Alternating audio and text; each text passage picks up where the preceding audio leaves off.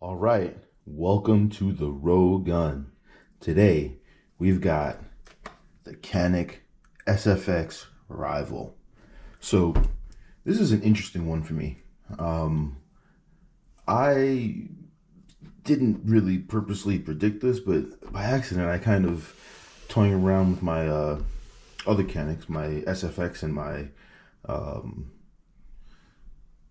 Combat Elite. I threw them together and I was like, Canik should make this gun. And lo and behold, they actually made that gun. Or actually, they were on their way to making it, I assume, at that point in time. So what is this thing here? This, as you can see, is, pretty much as you get it from the gun store. Uh, so this will be sort of an unboxing and exploration and quick story on how I ended up with this thing. I walked into the gun store. I was kind of sure I wanted this color and this exact one. And I was going to the range, so I walked in. There was someone talking to the guy about the dark side version of this, and I was like, all right, I'll grab one of those on the way out. On the way out, there were two guys looking at this, and I was thinking to myself, man, I hope these guys don't buy that gun. And I was standing next to him. The guy's like, all right, I'll take it. And his friend's like, I'll take that one. And I said, well, do you guys have more than one or two? And the guy, ended up only one of the guys purchased one. So I was like, you guys have two? And he said, hold on, let me look. And fortunately, they had six in stock. So just like the gotta have it now kind of personality, I had to have it now before I walked out of there and someone else picked it up, picked up one of the other six, or five of the other six, because there was only going to be five left after that guy left. So I ended up with a Canik Rival, and I absolutely love the way this thing looks.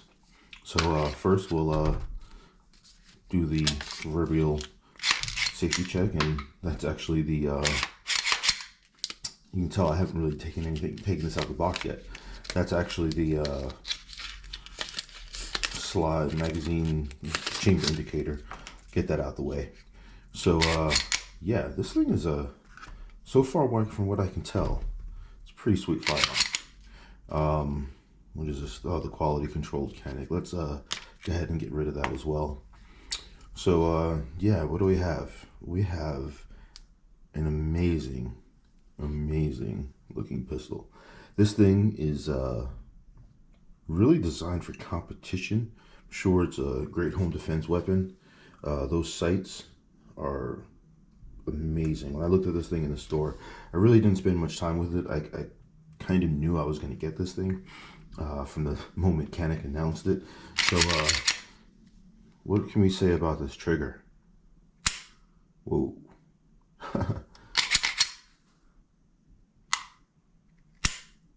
That is a good one. I mean, that's crisp. I mean, that's wow, like super crisp. So first, I can tell you this trigger is amazing. All the Canik triggers are amazing. This thing is interesting.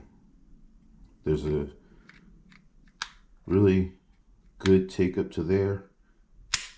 And I mean, your finger barely moves when it breaks, and then the reset, that's just amazing. So yeah, kind of initial reactions there. I really didn't spend much time pulling the trigger in the store. I looked it over, made sure everything worked, and kind of let them do their thing to purchase it. Really trust the Canik quality. I have not taken this to the range. Obviously, this is exactly how it arrived from the gun store. So we'll go ahead and look. Obviously, it comes with the Rival gray version. Does not have the plates with the sights in there, but I'm probably going to leave this as is. I don't think I'm going to put a red dot on this particular firearm. I do like the adjustable sights.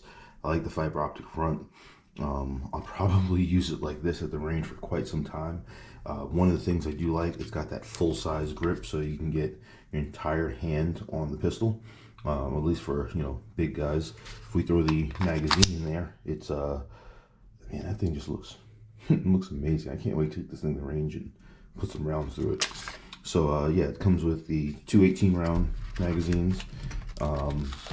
Standard with their little magazine stuffer. I actually haven't really used it. I think I may have tried 1 or 2 rounds, but I've got the Tallulah mag loader, and these things just end up sitting right there in the box. 2 18-round magazines with the gold base plate. It's got the additional base plate on there. I may end up throwing this on another gun because that looks pretty cool. I may put that on something else, maybe the Mete or something. We'll play around and find a good place for this one. But yeah, so it comes with 2 extra base plates. I was nice enough to drop the I guess the little clip that keeps that base plate in on the magazine. At some point maybe I'll get into competition shooting. Really struggled with time lately. Had this gun for almost 2 weeks sitting in the safe, and have not been able to get to the range and have not been able to shoot a video. I do really want to get a series going with this. I'm going to compare this gun to the Mete SFX tabletop as well as the Executive Elite, and then probably kind of, you know, look at all 3 of them. So check out part 2, 3, and maybe a 4th. We'll get the subcompact in here as well to compare this as well. But this is a standard Canik TP9 magazines. I've got a bunch of these. I've also got some of the aftermarket magazines. I've had great success with them. So far, I can tell you, each of these Caniks really comes down to use. And there's just no movement in the entire firearm. I mean, I'm shaking a little bit. I'm not really standing range ready or anything like that, but whew, such a crisp trigger. So yeah, one of the things, and I forgot to mention, this holster is pretty interesting. All the Canik holsters are interesting. They all come kind of with a purpose-built use. The subcompact has a, you know, you can reverse it to be inside the waistband or outside. The Executive Elite Combat is kind of more duty focused, as well as the SFX. But this one, you can tell, is definitely competition focused with the holes for adjustable cant. You can use this to slide down onto your belt. So to me, this, you know, this is a really nice looking weapon. Definitely something that I would use for competition.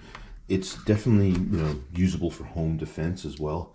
Kind of depends what you're into. If you're looking for home defense, I'd probably get the dark side, because it does come with that extra plate. This has got the 4 plates for the different red dot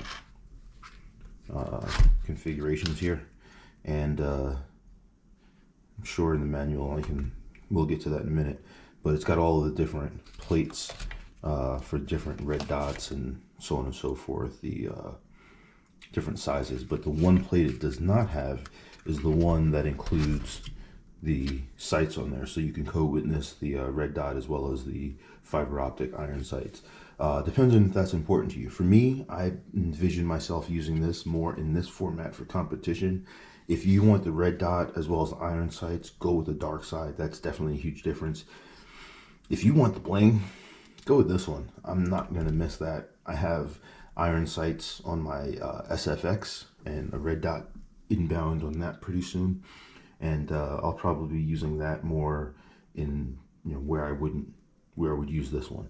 So there's going to be a story to be told about this in the end. The slide cuts, oh my goodness, that's like I don't know. You know what this is? This is, if Terminator came out in 2020, this is the gun that would be in Terminator. It has to be.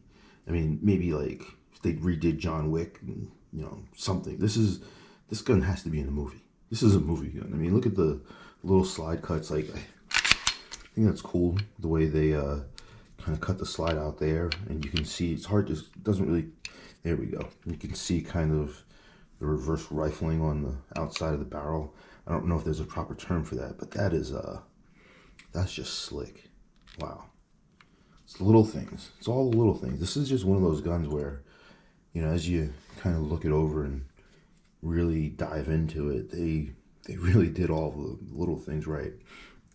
One of my favorite things is having kind of a finger stippled location. I think that on all of my smaller firearms, I've got that. Both of my finger, my thumb, as well as my pointer will rest on that in rest the shooting position, back on the trigger, back off. I personally do that on a lot of my subcompact carry guns. I just love having that stippling there. I think Canik really did it right. This gun is not the cheapest Canik, but whew, I'm sold on it being one of the better ones. And I haven't even shot it yet, so yeah, that's pretty cool. This holster, then, you know, it's got a nice firm. You can adjust the tension, obviously, but I just love that, the sound of being able to get it, that nice click in there, and you know, it's not going anywhere. That holster is pretty darn secure in terms of safety. Trigger's covered. Obviously, you know, if you're gonna use this for competition, this is a great starting point in terms of holster. And you know, I don't know that you're gonna need much else as far as fitting in the size of competition shooting boxes and all that. As far as I know, this does meet all standards, so should be fine there. Let's go ahead and take a look at some of the other things that come in there. Obviously, lock, magazine well. I'm not a huge fan of these things, mainly because, and I'll show you really quickly, when you put these things on, my hand kind of bumps into it, and I don't know if you can see, but that kind of throws off my grip on the firearm. So having my hand kind of push into that magazine well really annoys me. So I'm not really a huge fan of them. If you like them, sure, there's a good reason for it. But again, my hand hanging off the bottom of that pistol right there just makes it so that the protruding edge of the that magazine well will just kind of pokes my hand and just causes me to lose grip on the firearm. It's a little thing, but why not get the most accuracy you can out of something like this? So get some of these pieces out of here, and Canik manual. I actually haven't looked through any of this, but sure, all the other guys have shown everything in the superior firearms manuals. But yeah, it's I mean, even the quality of the manual is a very nice quality print. So I've spent some time in the print industry, previous life, so I always pay attention to little things like that. That's just a few extra bucks that go into creating a product. Obviously, it's got the Canik tool that comes with it, with a bunch of little extra fiber optic. You got a green and a red fiber, as well as some of the tools you'll need to do work on the gun. I love this, little feature they come with. It's pretty cool. It's great to take the range, great to take with you if you're going to go out and do some competition shooting. Kind of keeps everything in one small package and doesn't require you to carry around a lot of extra stuff. You can just kind of stuff that in your range bag and you've got a good starting point, as well as the punch tool and extra back straps. If you've ever seen my other Canik videos, I always go to the larger back strap because I've just got these giant hands, as well as the cleaning supplies you'll need to get this thing out there and keep it clean and running well. So yeah, I'm excited to take this thing to the range. I'm excited to kind of shoot some groupings with this and kind of see where we go from here, and see how well this thing handles out on the range. I don't expect there to be anything abnormal about it. It's just like every other, forgot to pull the trigger and let it go. It's just like every other Canik. Trigger has a very, I don't know if you can see that mechanism there, but that's fully depressed, that's out. It's just, it feels good. I don't know, I mean, no, I don't have anything in there, but I'm gonna take a little closer look at this barrel. This thing is, wow, that's pretty nice. Again, I think if it was gold, it would be better, but whew, that is slick looking. Look at that.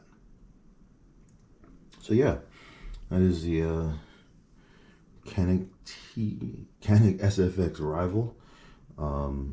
Obviously it's 9mm. You got the fiber optic sight in there. You can change it to green with the tool that's there. Adjustable for windage and elevation on your sights. So notice that this is off a little bit. I'm not going to make any adjustments, but I don't know if you can tell that's not quite centered. So I'm going to assume that either it's just off and I'm going to, recenter that, or someone's done some testing with this. It doesn't look like it's been tested, so I'm going to fix that myself when I go out to the range and bring my tools with me, make sure I've got what I need, everything right there. But just quick note, I don't know if yours comes like that, but we'll report back from the range after I shoot it in the follow-up video. But yeah, look for a range report coming on this, and I'll give you some additional thoughts when I actually get a chance to go out and shoot it and see how it performs. But so far, I am extremely happy with all of my Caniks, and I don't see this being any different in terms of enjoying it, loving it, and making it a confident piece of my arsenal. So yeah, thanks for tuning in to the Canik SFX Rival. Next up, we're going to be talking about the Canik SFX, possibly versus the Mete, maybe even versus the Executive. Comment down below what you want to see first. Maybe you want to see this versus subcompact. So we'll get into kind of all the Caniks and some of the pros and cons, and where these each fit into the lineup. I can tell you now that if I was looking for a home defense gun, this probably wouldn't be top of my list. Maybe the Executive or the SFX, or maybe even the SFT. Those are a little cheaper for different reasons, but I would probably get the SFT if I was just looking for a pure home defense gun.